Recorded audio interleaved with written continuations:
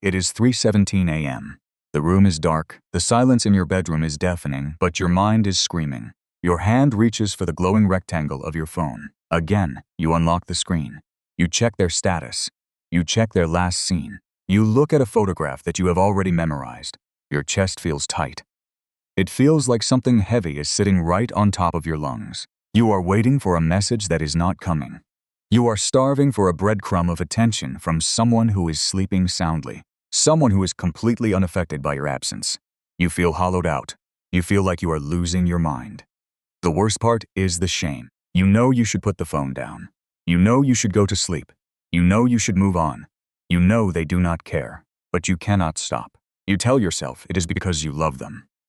You tell yourself that this agonizing pain is the price of a rare, once-in-a-lifetime connection. You think you are fighting for a person, but you are not fighting for a person. You are at war with your own imagination, and right now, you are losing. Imagine a grand silent marble hall inside your mind. In the center of this hall stands a massive stone pedestal. For months, perhaps for years, you have been carrying heavy blocks of stone. You stacked them one by one. You built this monument with your own bare hands. It was exhausting work, but you did it willingly. You were desperate for something to worship. And when it was tall enough, you took this flawed, ordinary human being and placed them at the very top. You stepped back, you looked up, and you decided they were perfect. They were the answer. They were the missing piece that would finally make you whole. You gave them the crown. But what happens when the idol walks away? The pedestal remains, and now it is empty. You are not staring at the person anymore. You are staring at the massive, terrifying monument you built with your own hands. The ancient philosophers and modern psychologists both understood this tragedy perfectly. They knew that the crushing, suffocating pain you are feeling right now is not a sign of romantic devotion. It is a symptom of a psychological disease. 2,000 years ago, a former slave named Epictetus walked the streets of Rome. He had a crippled leg. He had been beaten, owned, and stripped of all human rights in his youth. Yet, he looked at the wealthy, powerful citizens around him and realized a terrifying truth. They were not free. They were slaves to their own desires. They were chained to the opinions of their lovers, the approval of their peers, and the fantasy of what tomorrow might bring. Epictetus wrote that if someone handed over your body to a passing stranger on the street, you would be furious. Yet, you hand over your mind to anyone who happens to smile at you. You let them dictate your peace. You let them control your sleep. You let them define your worth. Epictetus warned us about giving the keys to our inner citadel to another person. But in the modern world, this ancient problem has evolved into a quiet epidemic, and it has a clinical name. You think you are heartbroken. Look closer. Heartbreak is a natural human emotion. Heartbreak is clean. Heartbreak fades with time. Heartbreak allows you to accept reality, grieve the loss, and slowly rebuild your life. What you are experiencing right now is not heartbreak. It is obsession. It is a chemical addiction to a ghost. In the clinical world of psychology, this state is called limerence. It is a state of involuntary obsessive cognitive focus on another person. It is not about knowing them deeply. It is not about accepting their flaws. It is a desperate, starving need to have your feelings reciprocated. You are not missing who they actually are. You are missing the chemical high they gave you when they looked at you a certain way. You are experiencing withdrawal. Be honest with yourself. Stop protecting the illusion. Think about the relationship. Think about how much of it actually existed in the physical world. Now think about how much of it was built exclusively inside your own head. You analyzed every text message like it was a sacred text. You replayed every mundane conversation searching for hidden meaning. You invented elaborate scenarios in the shower. You assigned them lines they never spoke. You gave them intentions they never possessed. You fell in love with a potential that did not exist. You fell in love with a fantasy, and fantasies are incredibly dangerous. Reality can never compete with a fantasy.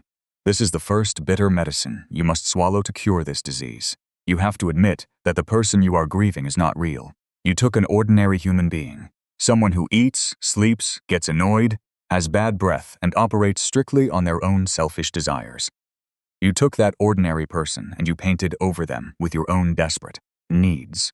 When they finally showed you who they really were, you felt betrayed. You felt like they lied to you, but they did not betray you. Your own imagination betrayed you.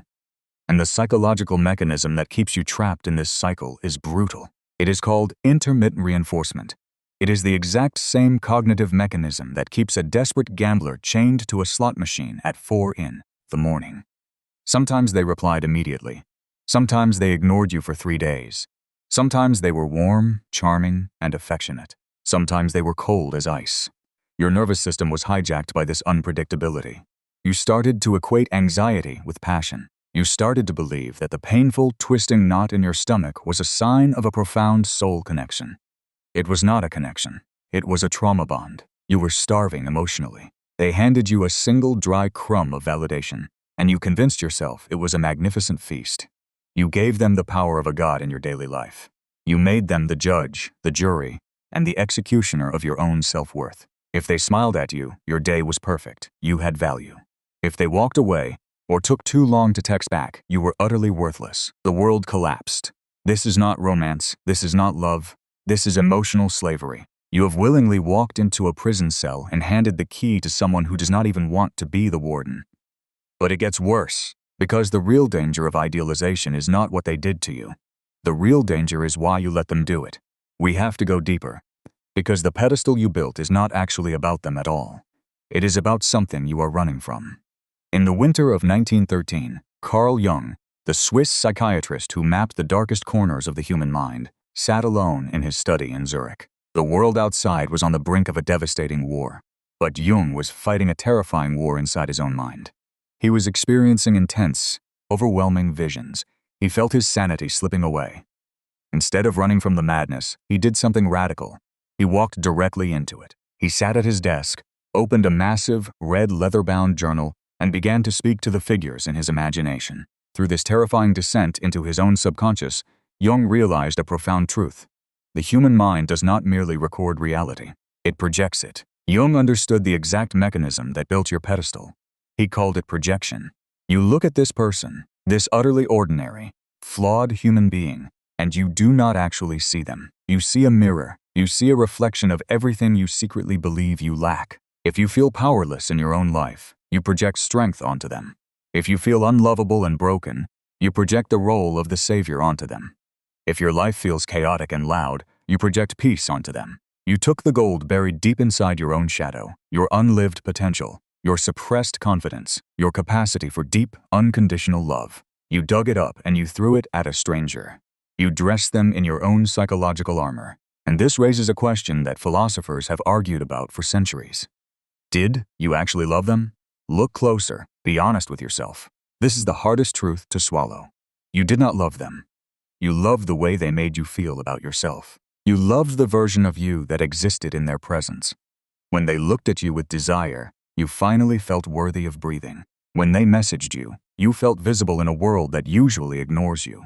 You were using them. You were using another human being as a psychological drug to numb the excruciating pain of your own inner emptiness. Look back at the marble pedestal in your mind. You carved their name into the heavy stone. You placed them at the top, but the idol standing on that monument was never them. It was your own soul wearing their face. It was your own disowned power. No wonder you feel like you are dying without them. You genuinely believe they walked away with a piece of your soul, but they did not take it. You gave it away. You abdicated your throne. You handed over your sovereignty to a passing tourist. The ancient Stoics had a framework for this exact psychological trap. Epictetus taught that we suffer not because of external events, but because of our blind, irrational judgments about them. You judge this person to be essential to your survival. You judge their absence to be a fatal catastrophe. You placed something completely outside of your control, another person's fleeting feelings, at the absolute center of your universe. Think of Seneca, the wealthiest philosopher in Rome. He served Emperor Nero, a volatile and dangerous tyrant. Seneca knew that everything he possessed, his wealth, his status, his very breath, could be taken away at any second. So he practiced poverty. He slept on the cold floor. He ate stale bread. He intentionally stripped away his comforts, so he would never become a slave to them. When Nero finally ordered Seneca to take his own life, the philosopher did not weep. He did not beg. He calmly cut his own veins. Why? Because Seneca never idealized his life. He never put his temporary circumstances on a pedestal. You put a human being on a pedestal that belongs only to your own inner fortress. You made them your god, and now you are angry that they behaved like a mortal. But here is what nobody tells you about this pain. The agony of idealization is not a punishment. It is a necessary alarm bell. It is your psyche desperately trying to wake you up. The crushing weight in your chest right now is the friction between reality and the heavy, suffocating illusion you created. The illusion is breaking. The fantasy is collapsing. And that collapse feels like a physical fracture in your own heart. You feel ashamed because you cannot let go. You feel weak because you still check their social media in the dark. You feel pathetic because a small, desperate part of you still hopes they will come back and save you. Stop. Stop judging the symptom. Stop attacking yourself for bleeding. Look at the root of the wound. You are starving for your own approval. You are begging a ghost to give you permission to feel whole. You are outsourcing your self-worth to a phantom. You are asking someone who does not even understand their own mind to make sense of yours. Now, pay attention. This is the part that matters. Once you see this mechanism for what it is, the spell begins to break. The fog begins to lift. You realize that you do not need closure from them. You do not need an apology. You do not need them to finally realize your worth. Waiting for them to validate you is like waiting for a blind person to describe a sunrise. They cannot give you what you already possess. The power you thought they held over you was entirely generated by your own mind. The electricity was yours. The light was yours. The pedestal was built by your hands, and it can be dismantled by your hands. But dismantling it requires a brutality that most people are too cowardly to face. It requires you to stop being the victim of a tragic love story and take responsibility for being the architect of your own prison. To tear down these stone walls, you must engage in the painful work of withdrawing the projection. This means you must brutally reclaim every single piece of yourself that you handed over to them. You must look at the magnificent qualities you worshipped in them and realize they were just reflections of your own unlived potential. Did you think they were the only source of passion in your life? You were the one capable of feeling that deeply. Did you believe they were the only person who truly understood you? You were the one radiating that incredible depth. You used them as a psychological permission slip to finally experience your own greatness. But you no longer need their permission. The gold you saw in them was yours all along. You do not need the mirror anymore. You are the light. This is where the shift happens. This is where you stop bleeding and start forging. When the craving hits, when the desperate urge to check their profile claws at your chest, you must completely reframe the narrative. You must use the ancient art of mental alchemy. You must turn the poison into medicine. Did they walk away from you? Good. The illusion is shattered, and you can finally see reality. Are they ignoring your messages? Good. You are forced to finally sit in silence and listen to yourself. Did they replace you with someone else? Good. You are free from performing for an audience that does not value your worth. Does the rejection burn? Good. Let it burn away the false dependent identity you built around them. Do you feel utterly empty? Good. A vessel must be emptied before it can be filled with something real. Every time you feel that sharp, suffocating pang of absence, do not shrink from it. Do not run to a distraction. Do not immediately open an app to numb the pain. Stand up. Look the void directly in the eye. That pain is not a signal that you have lost your soulmate. That pain is the heavy, grinding sound of your own sovereignty returning to you. It hurts because power is heavy. It hurts because taking absolute responsibility for your own emotional survival is the hardest thing a human being can do. For months, you have been living on your knees, praying at the altar of another mortal. It is time to stand up. The Stoics did not waste their time weeping over people who chose to leave. Marcus Aurelius did not sit in his tent obsessing over those who betrayed him. He wrote in his journal, reminding himself that no one can impede your mind unless you grant them the power to do so. You granted them the power. And right now, you are taking it back. You must realize that this person is not your savior. They are just a person. They wake up tired. They have insecurities. They make mistakes. They are stumbling blindly through this world just like you.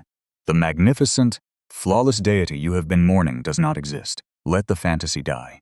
Grieve the fantasy, and then bury it. And once you see this, you cannot unsee it. The spell is broken. The dopamine fever breaks. The heavy, dark clouds of limerence begin to part. You will still have moments of weakness.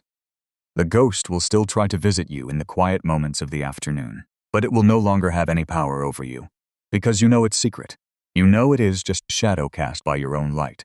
So tonight, when it is 3:17 a.m., when the city outside is silent, you will not reach for the glowing rectangle of your phone. You will leave it untouched in the dark. You will lie in your bed, and you will feel the steady, quiet beating of your own heart. The battlefield will be quiet. You will walk into that grand, silent marble hall inside your mind. You will look at the massive stone pedestal you built. But this time, it will be empty. The false idol is gone. The heavy, suffocating weight on your chest will lift. You will look at that empty space, and you will not feel despair. You will feel absolute, undeniable freedom. Because you finally understand that the throne of your mind belongs to no one but you. Sleep well. The war is over. You are safe inside the walls.